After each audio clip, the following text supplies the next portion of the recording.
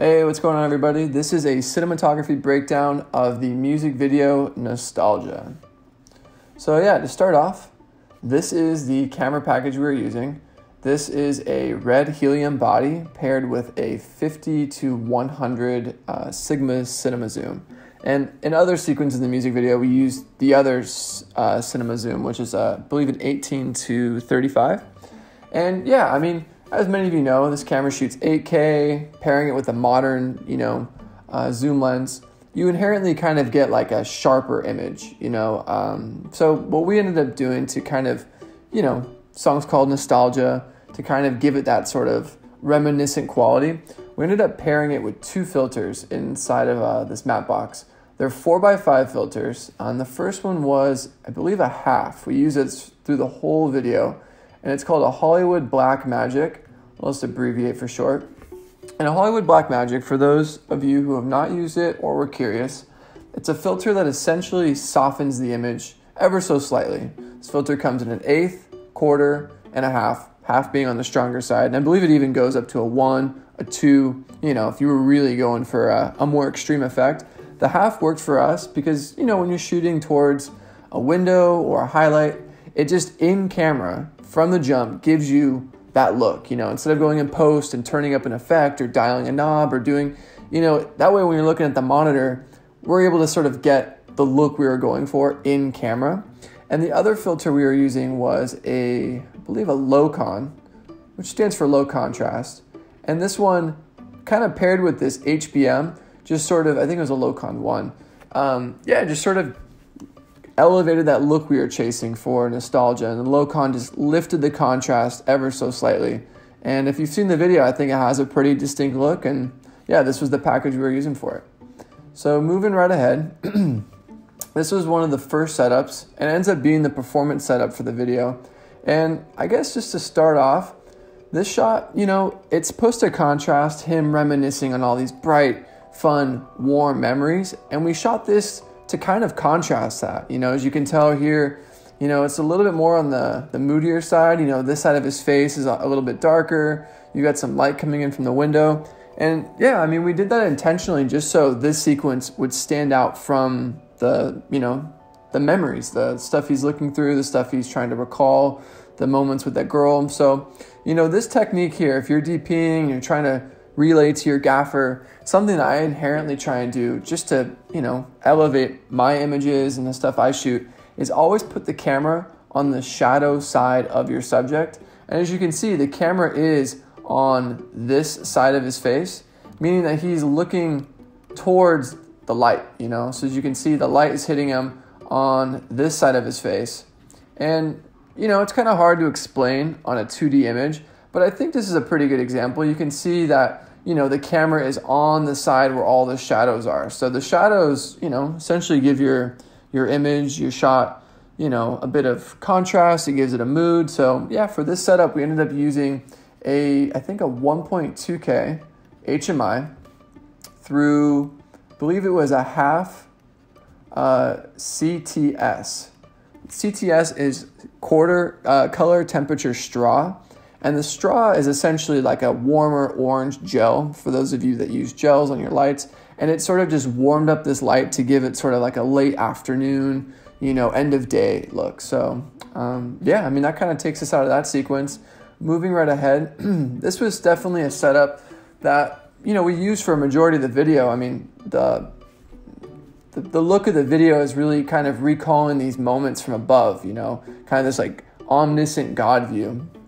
So you can see here we have the camera rigged to what you would call a goalpost. If you're working with some, grips on your next job and you're trying to do a similar, rig, how I would describe this and how it's been described to me is if you think of like a football goalpost, that's essentially what's happening here. You have a 10-foot speed rail on a 3-rise combo, and you just sort of mount it here. And then this is actually kind of, you can see this plate here. I think this is a car mount cheese plate that we just hard mounted to the goalpost. I know that's a mouthful. A lot of these grip terms can kind of be, a bit intense if you've never used the words. So to break it down, the reason we did this setup is we wanted to be able to jump cut from memory to memory and from day to night when they're watching TV and playing video games. So, and to jump cut, the frame has to stay the exact same. So, if we mounted this on a tripod or a jib, even bumping the camera ever so slightly would ruin the effect. So if you've seen the video, you can see it just kind of cuts between day, cuts between night. And yeah, essentially rigged this up here, and other than hitting the record button, the camera did not move. And the lighting approach for this video is pretty natural. You can see we're pushing some light through these windows. And this window is off camera, so I was able to put like diffusion, right on this window. And we lucked out because this window, I believe, faces south, meaning we just got direct sunlight coming through here. So this window ended up being a big source for us. And then when we wanted to be night, what we ended up doing is we would just sort of black this out. And then we would sort of, light from the other side. And honestly, other than, adding some fill with a light mat and a sky panel, we really just motivated from this window. And then I believe we had a 50-watt practical, like a bulb from Home Depot, in here on a dimmer. So yeah, moving right along. Let's see, got another setup here. So yeah, that's kind of, you can see this behind the scenes photo moments after we shot the scene where he's taking a photo of her. I believe they end up like smoking. And yeah, this is sort of a frame right from camera. So you can see there's a kind of a warm practical emitting this warmer light here. You can see the daylight from that window is sort of giving this nice little cool, little daylight push here. And yeah, honestly, as far as cinematography goes, everyone's got different tastes. Something I really trying to do, because I color a lot of the stuff that I shoot, is I love color contrast. Color contrast is when you have something warm and something cold in the frame. And then in color correction, you can pull those further apart, closer together. So for this image, the color contrast would be this warm light here and sort of this colder daylight here. And I don't know, I just feel like it gives, the image sort of a dynamic feel. Hollywood movies, if you were to look at sort of Mad Max or these blockbusters, these Marvel movies, they're not my favorite movies, but they have a very distinct look because they are, shot and colored to have a warm, cool, teal and orange is another way of calling it. But yeah, so for this video, I definitely tried to have warm, cool, color contrast, and this frame is a great example of that. Moving right along.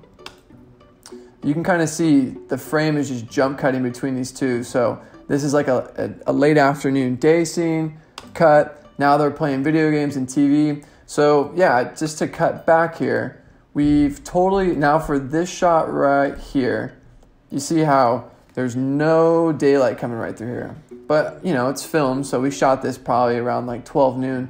So we ended up putting a giant black duvetine, like a rag here, just to totally black this out. So when we were shooting this scene, I was able to, motivate like a TV light, which was a sky panel. And the sky panel, I had it sort of set up on like a mode to where it was able to flicker. And it sort of gave a little light on their face. And you can see it kind of catching on the couch a little bit, just to sort of give the viewer, anyone watching the video, they're playing these old N64 games. I wanted the TV to sort of feel like it was, reacting to them playing the game. So yeah, that was sort of a pretty simple lighting setup. I believe right here we also had another practical kind of adding some warm light here. And then back to that color contrast, the TV light sort of emitting like a cold light right here. So, warm, cold, more color contrast. Wow, I cannot draw a C to save my life. All right, cool. Cool, so moving on. This is a setup in the bedroom. Similar to the living room scene, the second half of the video is these two characters in the bedroom, and it's Hunter sort of, waking up, eating breakfast, giving her a teddy bear for Valentine's Day. And if you've seen the video, it kind of just jump cuts, between these different sequences. Where we were using the same kind of camera rig as this setup here, but only difference is it's in a bedroom. And yeah, for this shot specifically, we were using a sky panel. Sky panel is a unit that can do multiple colors, multiple effects, and we had it sort of cycling through a party mode. And the party mode just essentially switches between green, blue, pink, red, and it's just constantly rotating. So, we were playing up the fact that maybe they were dancing around, listening to music, and we had the sky panel to kind of help motivate that as they're dancing, is this light sort of emitting different colors. So they're passed out, sky panel cycling through colors. I believe where this frame is pulled, it's kind of emitting like more of like a greener, kind of colder wash. And then, you know, back to that sort of color contrast note. This is a warm practical dimmed down with a dimmer. I believe it was a 50-watt practical. And yeah, pretty simple setup, you know, top-down shot with the goalpost rig, sky panel cycling through colors. And yeah, I mean, honestly, I'm pretty stoked with how the video came out. I think it's, you know, really cool concept, very simple in the sense that not too many camera setups. I mean, really 3 if you think about it: bedroom, living room, and a performance shot. But I think cutting between these different sequences with the rig, with the different lighting, you know, really kind of makes the video stand out in that way. So yeah, I mean, I hope you enjoyed this breakdown. It was a fun video to shoot, and hopefully kind of scrubbing through some of these frames and behind the scenes photos gives some insight to how we made it. Thanks, guys.